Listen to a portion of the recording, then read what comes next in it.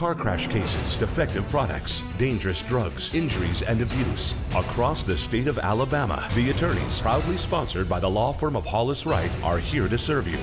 Your tough legal questions answered by our experts.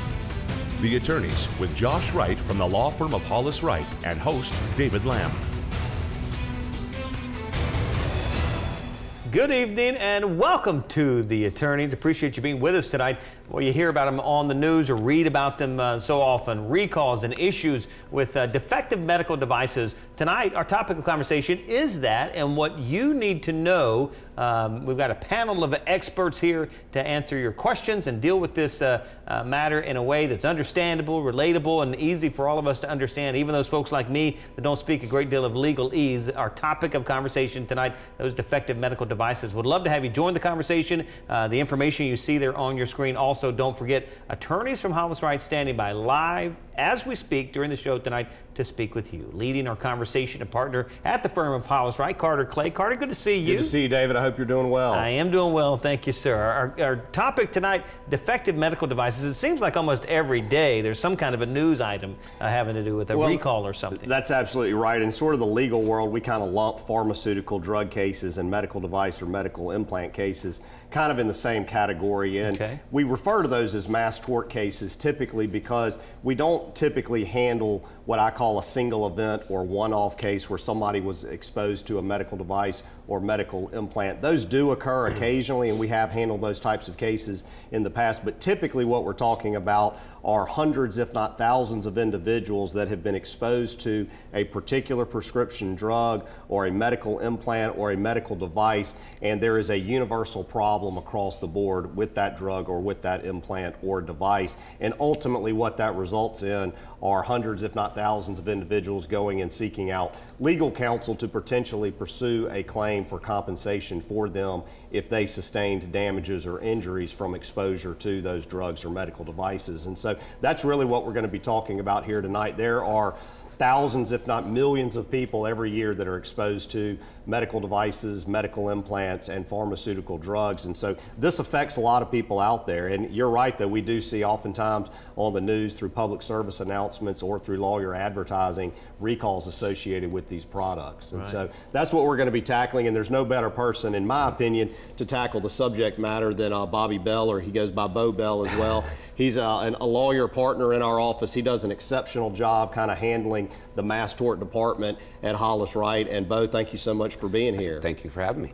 What exactly are we talking about when we talk about medical devices and medical implants? And maybe the best way to approach this is kind of give some examples of the types of medical implants or devices that are out there on the market. Basically, a medical device is anything that's used to either treat or diagnose an illness. And some medical devices are things you might not consider, such as a wheelchair, technically is a medical device. An x-ray machine is a medical device. Things we have handled in our office would be things like hip implants.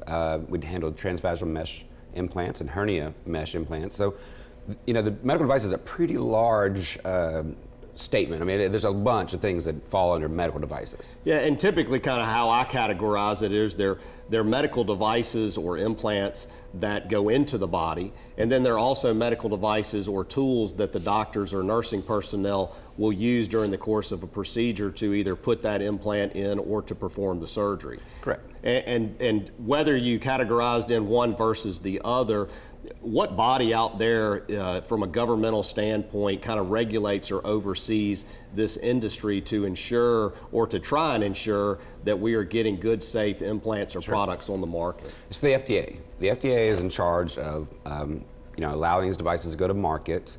And then it also is the manufacturer. At the end of the day, they are still held responsible to make sure that there's nothing wrong with their product, and if there is, they need to let the FDA know. So they do maintain control, and the FDA certainly is the one that can say, yes, you can sell this product.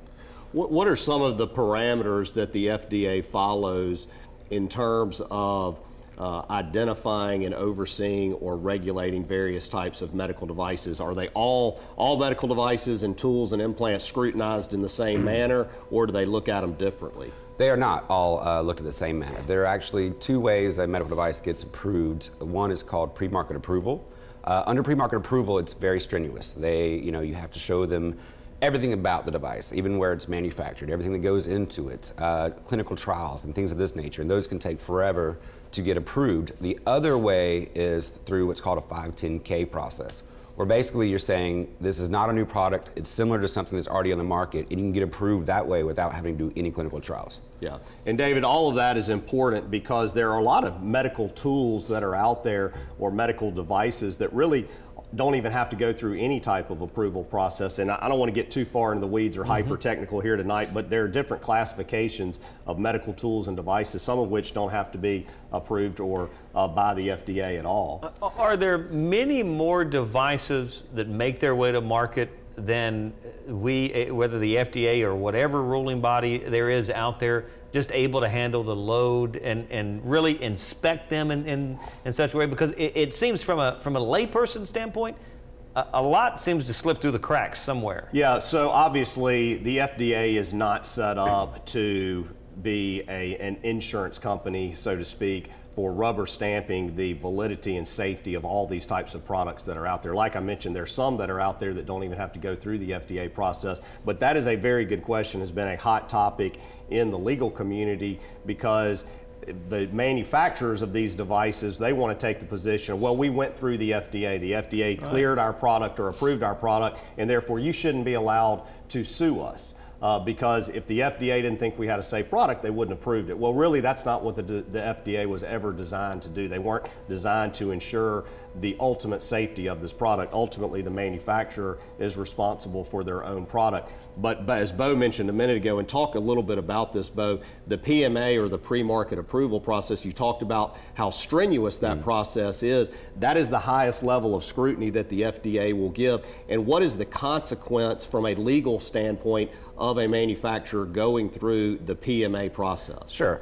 In 2008, there was a Supreme Court, Regal v. Medtronic, and the Supreme Court came out and said that if a product goes through pre-market approval, you basically can't sue them. You can't bring your state law claims for negligence or design defect. And so there are a lot of these products that are out there that went through this pre-market approval that are injuring people, but unfortunately, per the Supreme Court, you're out of luck. You cannot bring lawsuits. They're trying to find ways around this, and some states have had minimal success, but you're dead in the water. And it's one of the things we have to look at when someone comes to our office and says, hey, I have had a problem with this product. It's one of the first things I have to look at to see whether we even can consider pursuing this matter. We're about to go to break, but on the pre-market approval, a question here about how that affects, how does that affect the case? We've got a question on that. So how does that affect the case if it went through pre-market approval? It absolutely ends it. It's dead, huh? There is no dead case. In the water, unfortunately. Well, potentially there are some limited exceptions to that if you can show perhaps that the manufacturer perpetrated a fraud on the FDA, didn't disclose certain information, suppress certain information relative to the studies that they did. But by and large, yes, Bo's right, it does end the case, and it's very difficult to establish it. All right, we need to step aside. Our first break of the evening. As we take a break, want to encourage you to like the firm and follow the firm on Facebook as well as Twitter. Facebook, if you'll search Hollis Wright, you'll find us there. A lot of information, education, what's going on, what's upcoming shows, and ways for you to interact with the firm there on Facebook and on Twitter. You can just find them at Hollis_Wright. So take advantage of those opportunities. Stay tuned. More of the attorneys coming right up.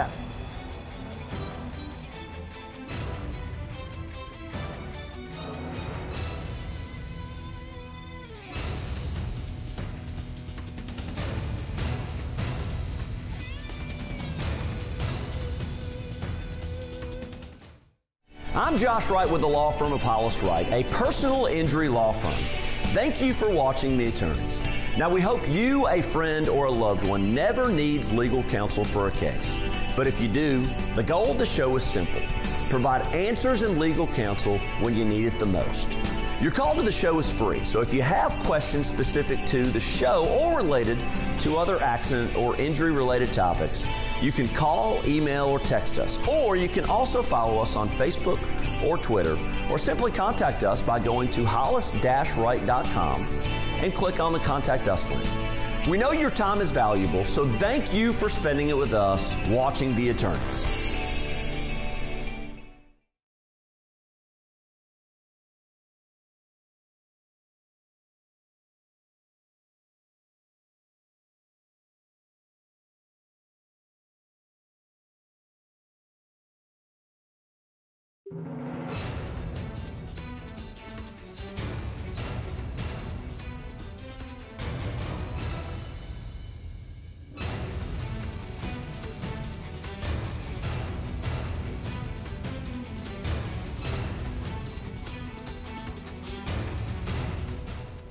Maybe that's why there are so many products coming to market with $200 billion in revenue there. Welcome back into the attorneys. I appreciate you being with us tonight. A reminder, hey, don't forget the attorneys from Hollis Wright standing by live to speak with you. So the phone number you see on the screen, if you'll pick up the phone and give them a call if you have a question, confidential and off air. So take advantage of that. Carter? Yeah, Bo, when we took the break, we were talking about the pre-market approval process and that being sort of the highest level, most strenuous examination that the FDA does for a particular product. And I guess, is it up to the FDA to kind of decide whether or not they're going to require a manufacturer to go through a PMA process or sort of the step-down version? Not technically up to the FDA. I mean, the device manufacturer has to say, to go through the 510K process, this is not a new product, basically. It's same or similar to something that's already been allowed onto the market. So truly, FDA, can't just say, sure, you can go 510K, because the manufacturer has to say this is not new.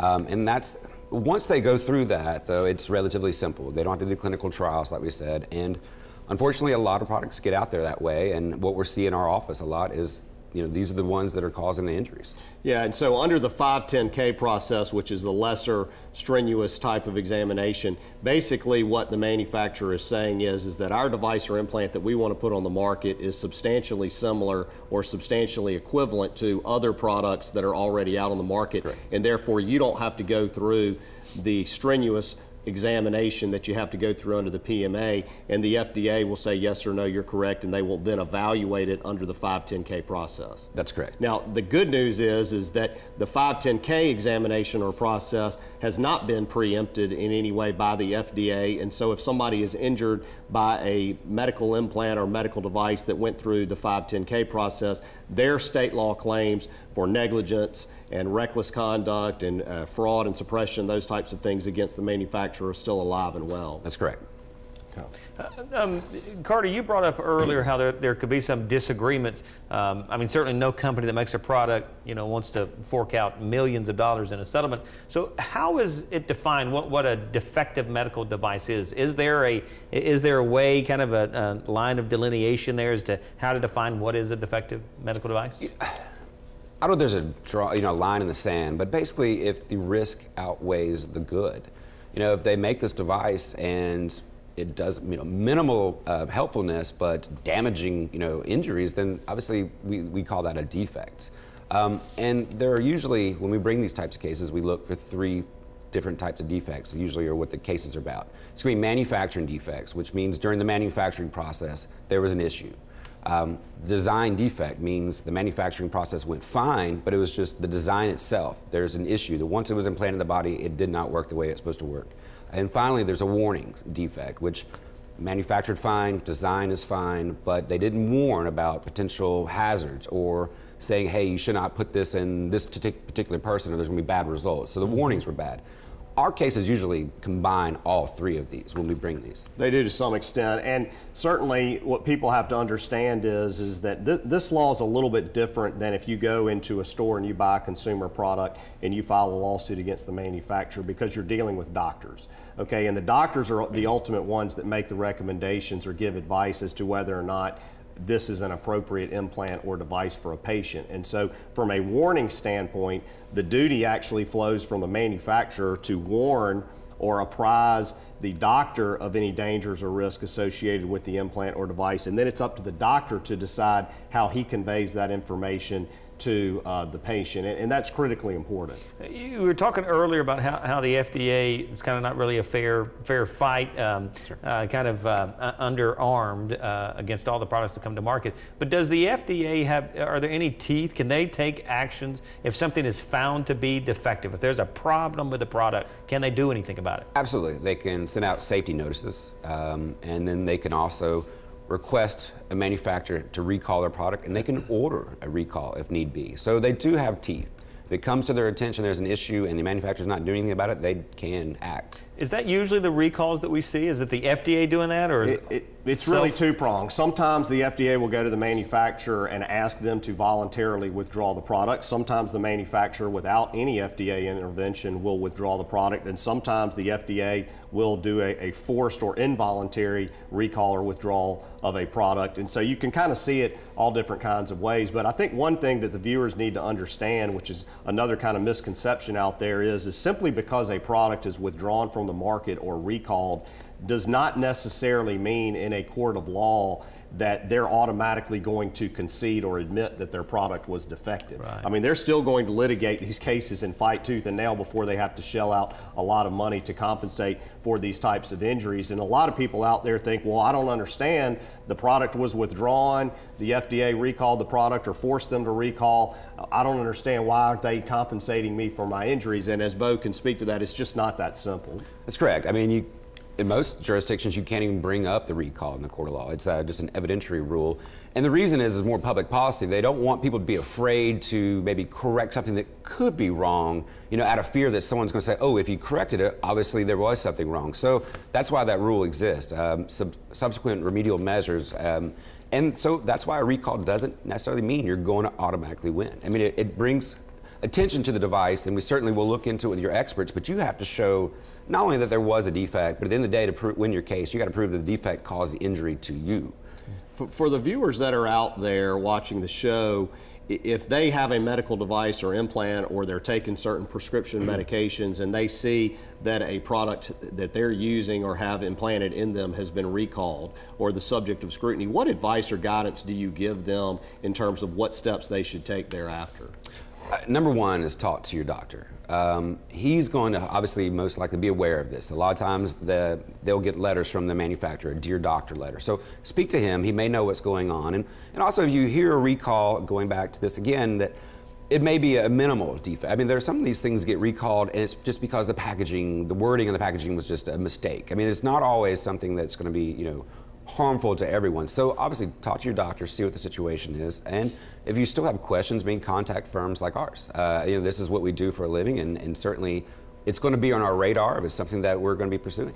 And that's a valid point, because just because the product has been recalled or that there may be problems with it, that does not necessarily mean that 100% of the patients that are out there that have been exposed to it are going to see the defect manifest itself in them. A lot of people that get these products that may have some kind of defect in them, the defect doesn't occur or show up with that particular patient. So It's not automatic. People shouldn't overreact in any way, but Bo's absolutely right. Contact the doctor is the first person that you should contact. Talk with them about it. If you have an injury that is associated with a defect and you've got to get treatment for it, then certainly at that point you may want to consider contacting an attorney. All right, time for our second and final break of the evening. Getting close to wrapping this show up. So clock is ticking. If you'd like to join our conversation, we'd love to have you do so. Stay tuned. More of the attorneys coming right up.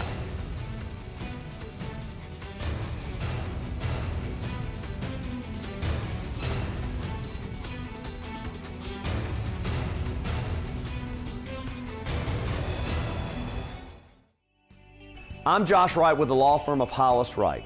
If you've ever served on a jury, you may have wondered why there are gaps in the evidence you're given at trial. In today's Legal 4-in-1, we're answering the question, is there insurance to pay the verdict?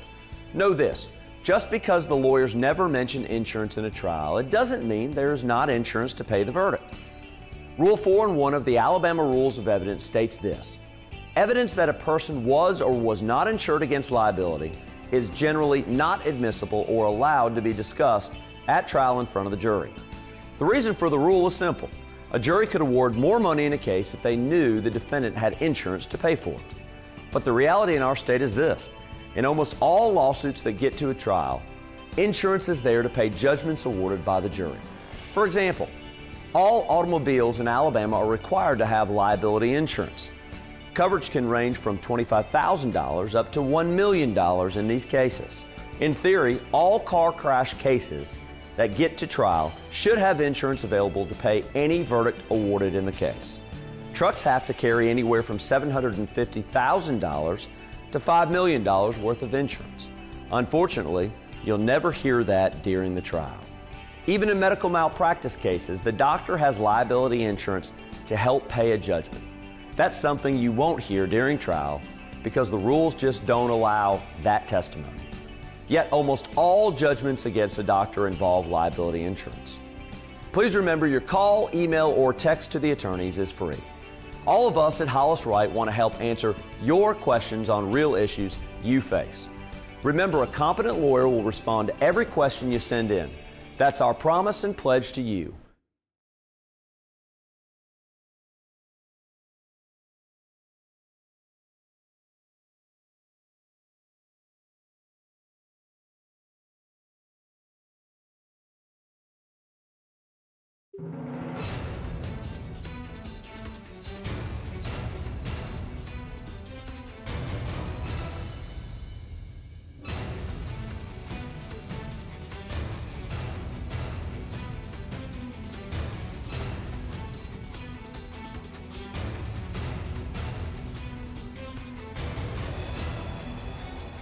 Welcome back into the attorney's defective medical devices, our topic of conversation. It's about 8 minutes remaining in the program, so if you've got a question for us, we'd love to get that and see if we can't find an answer. As you guys are talking, kind of in my mind, I remember certain recalls and devices and things that kind of huge kind of news stories. I'm wondering about some examples of cases that maybe our viewers may be able to latch onto where there maybe has been a recall or something that kind of examples of what we're talking about tonight.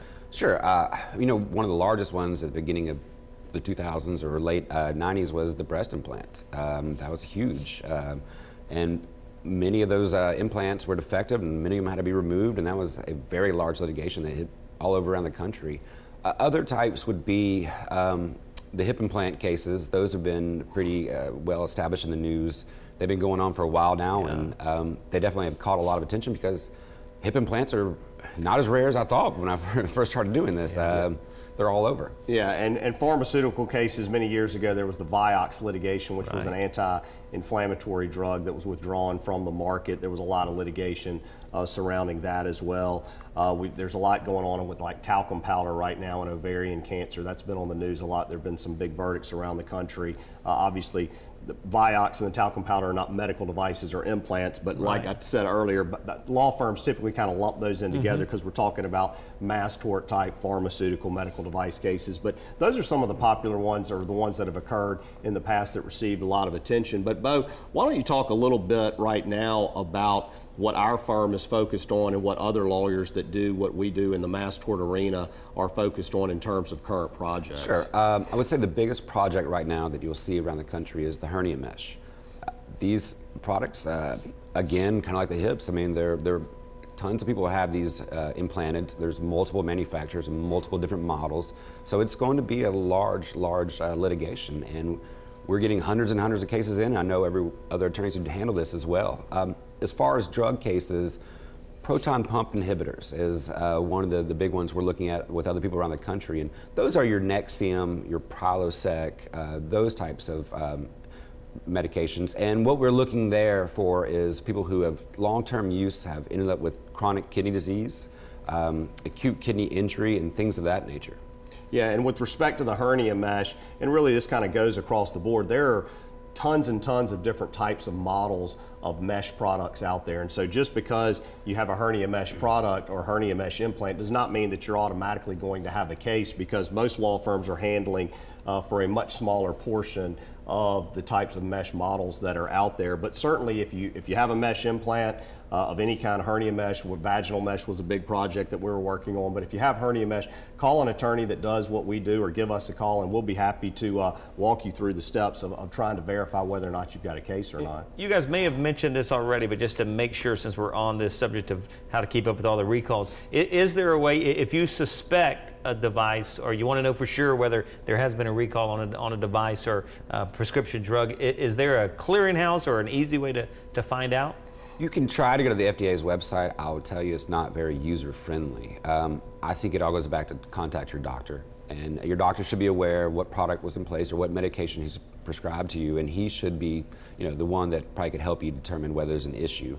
And worst case scenario, if you do feel like that neither one of those help and you still think there might be an issue, you can contact attorneys like us who look into these and keep up with what's going on. Yeah, I can't really think of any circumstances where a product's going to be withdrawn or recalled from the market where the manufacturer is not going to send a letter to the doctor notifying that doctor, because they know who the doctors are that are putting their particular products in people. So they're going to send a letter notification to the doctor, notifying the doctor that their product has been recalled because the doctor's obviously not going to be able to use it anymore. And so the doctor's going to have that information readily available to them. Good. But Bud, let me ask you this, because we haven't touched upon this yet.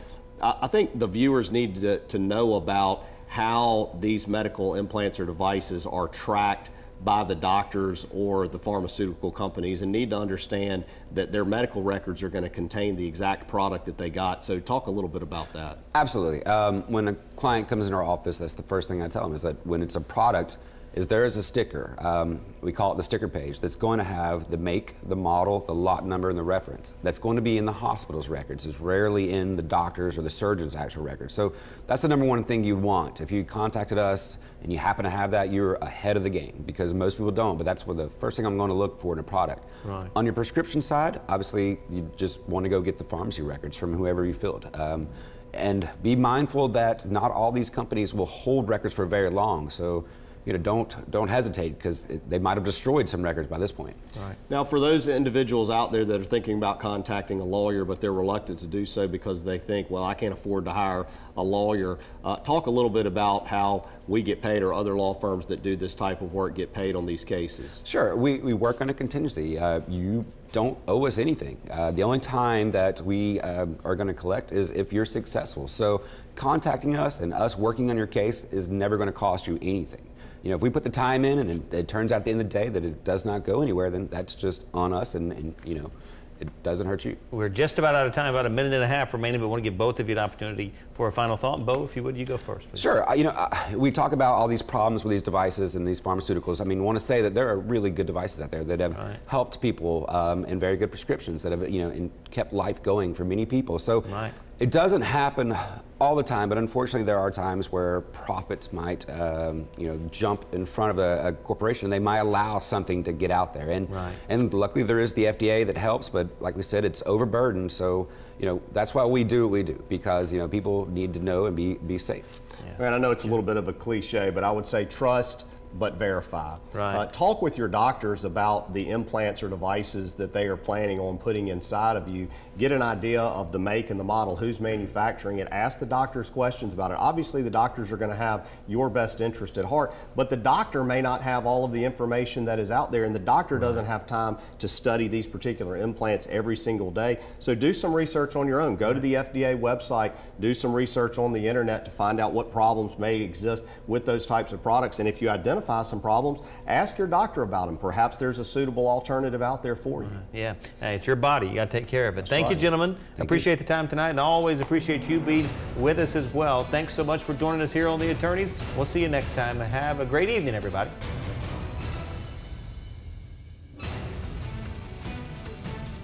Thanks for watching The Attorneys, sponsored by Hollis Wright.